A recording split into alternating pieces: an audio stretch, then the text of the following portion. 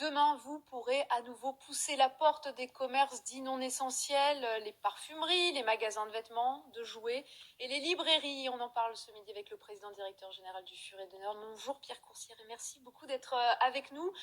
Contrairement à nos voisins belges, en France, les librairies étaient estimées donc non essentielles.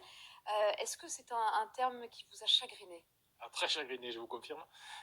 D'autant plus que le livre, dans ces moments de pandémie est un produit essentiel. Les gens ont besoin de s'évader, les gens ont besoin de sortir de leurs écrans, les gens ont besoin de comprendre tout ce qui se passe, de s'informer et puis aussi de s'échapper. Voilà, donc oui, le livre est resté un produit essentiel, même s'il ne l'a pas été de façon formelle.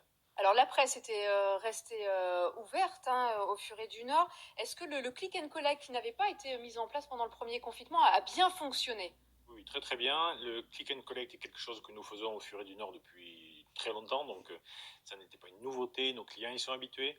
Donc nous les avons retrouvés aux portes de nos magasins pour ce click and collect. Et puis effectivement, les magasins qui avaient des presses ont pu rester ouverts et j'avoue que ça a très très bien marché. Les gens avaient faim de lecture.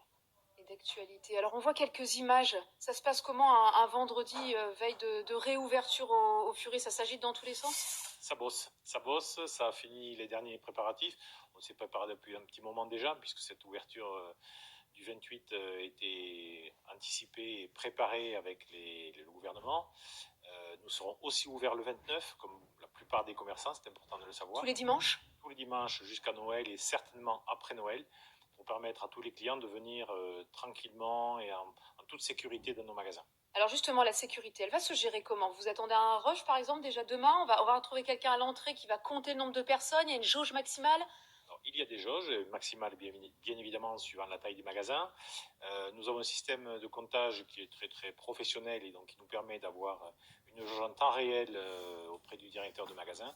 Donc voilà, les comptages sont automatiques et sécurisés. Donc et puis bien sûr toutes les mesures sanitaires de gel hydroalcoolique à l'entrée, de distanciation et de masques obligatoires, qui fait que nos librairies sont des endroits parfaitement sécurisés pour qu'on puisse venir faire des achats plaisir, et c'est bien ce qui nous importe. Le Furet du Nord, c'est une quinzaine de magasins dans la région. Est-ce qu'une crise comme celle-là a ébranlé les fondations de votre maison ?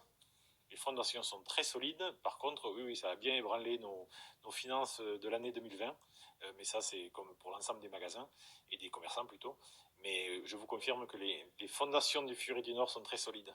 Est-ce qu'il y a une petite solidarité avec les petites librairies ? On a senti une certaine concurrence entre les plus petits commerces, les plus gros. Non, aucune concurrence. Au contraire, l'ensemble de la librairie, de l'écrivain au libraire, en passant par les distributeurs et toute la chaîne du livre, c'est vraiment travailler ensemble sur cette pandémie pour faire entendre nos revendications, je dirais, et faire en sorte qu'on puisse tous ouvrir ensemble. Non, la librairie est une grande fraternité. Belle réouverture en tout cas demain à vous, Pierre Coursière, et merci beaucoup d'être venu sur le plateau du 12-13 ce midi.